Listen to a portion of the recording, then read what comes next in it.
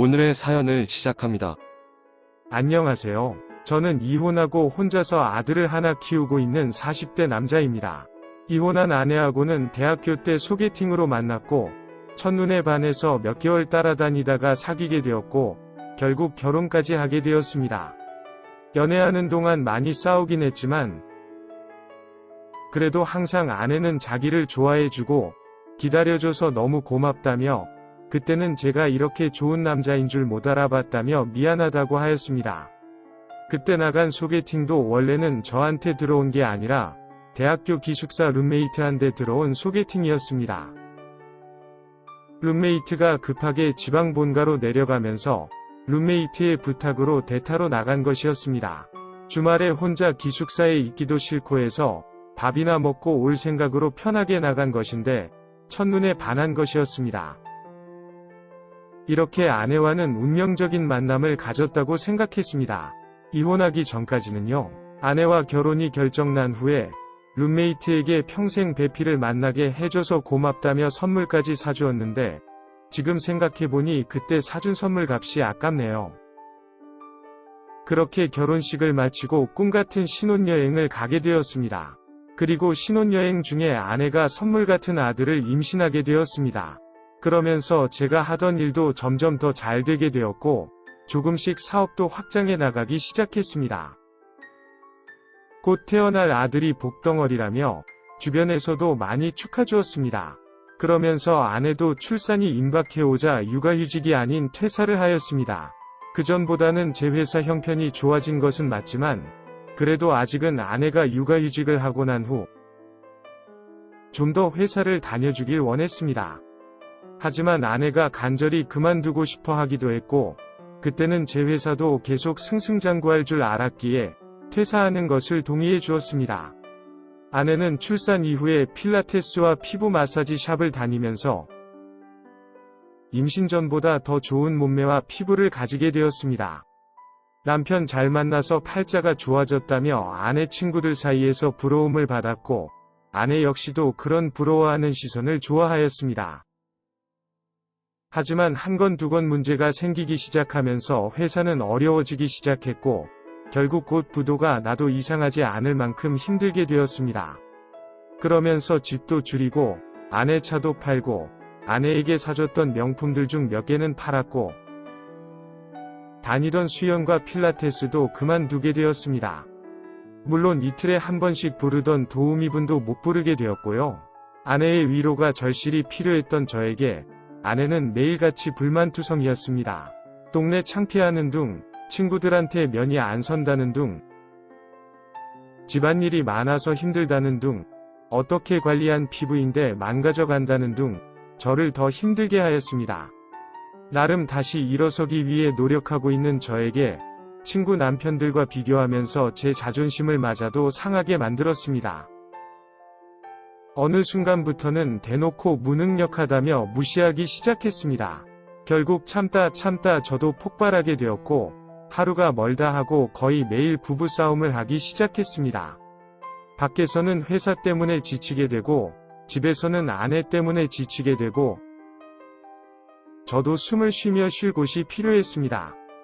결국 회사 근처에 월세방을 얻어서 별거를 하기 시작했습니다. 몇 달 만에 집에 가보니 돼지우리는 저리 가라 수준이었고 제 아들은 거의 방치되어 있었습니다. 게다가 아내에게 남자친구도 생겨 있었습니다. 그렇게 저희 이혼을 하게 되었고 아들과 함께 그 월세방에서 살기 시작했습니다. 너무나 어렵기에 혼자 둘 수도 없고 유치원을 보내기에는 그 비용이 너무 부담스러웠습니다. 매일 데리고 같이 회사로 출근해서 정말 열심히 일을 하였습니다. 그러던 중 제 공장 주변에 재개발 및 도로에 난다고 하면서 제법 좋은 금액의 보상을 받게 되었고 그 돈과 같이 버텨준 직원들 덕분에 저는 다시 일어설 수 있게 되었습니다. 그리고 매출이 좀 줄더라도 다시는 어음을 받지 않기로 다짐을 하면서 느리지만 안전하게 회사를 성장해 나갔습니다. 그렇게 10년이라는 시간이 흐르면서 아들도 고등학교를 다니고 있고 회사 주변에 크진 않지만 자가로 아파트를 사서 살고 있었습니다. 그러다 어느 날 대형마트에서 아내를 만났습니다. 아내는 저와 아들을 한번 알아보았지만 저희는 사실 한번 알아보진 못했습니다.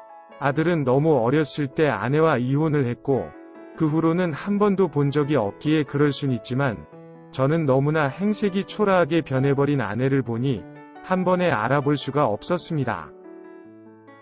너무 오랜만에 보았는데 같이 밥이라도 먹자는 아내에게 싫다고 거절을 하였지만 아들이 무언가 아쉬워하는 것 같아서 정말 꾹 참고 근처 식당을 가게 되었습니다.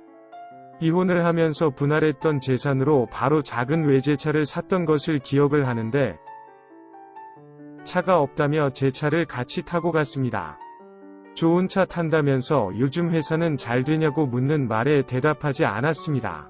알려주고 싶지도 않고 아내와 한마디도 말을 섞고 싶지 않았습니다. 식당에서 밥을 먹는데 배가 고팠는지 별다른 말도 없이 허겁지겁 먹는 모습에 아들이 놀랐는지 멍하게 그 모습만 쳐다보고 있었습니다. 밥 한 공기를 더 시켜 먹고 나서야 아내는 배가 부른지 말을 꺼내기 시작했습니다. 어떤 차를 타고 다니는데 오늘 수리를 맡겨놔서 차가 없다는 둥. 본인 행색이 초췌한 것은 알고 있는지, 옷은 어떤 이유로 이렇게 입었다는 둥, 아직도 허세는 여전했습니다. 한참은 듣는데도 아들에 대한 안부나 소식 등은 물어보지 않길래 여전히 엄마로서는 자격이 없는 여자구나라고 생각이 들었고 이제 그만 헤어지자고 하였습니다. 그제야 아들에게 핸드폰 번호를 물어보며 가끔씩 얼굴이나 보면서 밥 먹자고 하는데 저는 아들에게 안 된다고 하였습니다. 아내에게 제 전화번호도 바뀌었고 살던 집도 공장도 다 이사 갔으니 찾아가지도 말고 찾으려고도 하지 말라고 하였습니다. 여전히 너는 너밖에 모르고 나는 그렇다 치더라도 최소한 네가 낳은 너 아들 얼굴은 제대로 보면서 아들에 대해서 묻고 대화를 나눠야 되는 거 아니냐고 하였습니다. 본인도 그러려고 했다는 식으로 둘려대길래 너 같은 엄마라면 아들한테 상처와 짐만 될 것 같으니 네가 정말 아들을 생각한다면 연락하지 말라고 하였습니다. 그러면서 지금까지 그래왔듯 내가 알아서 잘 키울 테니 걱정하지 말라고 하였습니다. 그랬더니 아내가 앞으로 다시는 아들에게 연락도 안 하고 찾지도 않을 테니 300만 원만 달라고 하는 모습에 아들은 충격을 먹었는지 울면서 차에 탔습니다. 저도 어이가 없어서 아무 말도 않은 채 차에 타서 아들과 집에 왔습니다. 집에 와서도 한참 동안 아들은 우울해하였고 제가 미안하다고 사과를 하였습니다. 다시는 마주치지 않기에 조금 더 멀리 있는 대형마트를 이용하기 시작했지만 이사도 고민 중입니다. 아들의 전학 문제만 아니었으면 벌써 이사를 했을 텐데 혹시 전학 간 학교에서 적응하지 못할까봐 선뜻 이사를 못 가고 있는 중입니다. 저에게는 아들이 전부이고 제가 세상을 살아가는 유일한 이유입니다. 그런 아들이 저런 여자 때문에 힘들어하고 상처받게 하고 싶지 않습니다. 엄마 아빠가 서로 생각이 달라서 이혼을 했고 그래서 엄마와 같이 살지 못해서 아들에게 너무 미안하지만 엄마는 아들을 매일매일 보고 싶어하고 사랑한다고 제가 아들에게 항상 말해주었는데 요번에 본 모습 때문인지 아들은 엄마는 자기를 사랑하지 않는 것 같다며 나름 큰 상처를 받는 것 같습니다. 이제는 서로 못 만나게 하는 것이 답인 것 같은데 전학을 가지 않으면서도 만에 하나라도 아내와 아들이 만나지 않게 하는 좋은 방법이 없을까요? 오늘의 사연은 여기까지입니다. 구독과 좋아요, 알림 설정 부탁드립니다. 긴 글을 읽어주셔서 감사합니다.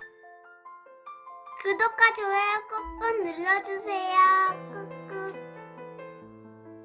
알림 설정도 꾹꾹 눌러주세요.